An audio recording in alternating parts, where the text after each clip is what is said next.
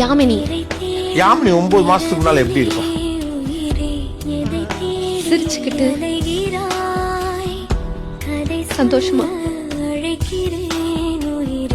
இப்ப இந்த யாமினி கண்ணாடி போய் முன்னால போய் நிக்கிறப்ப அந்த யாமினி ஞாபகத்துக்கு வராளா இல்லையா?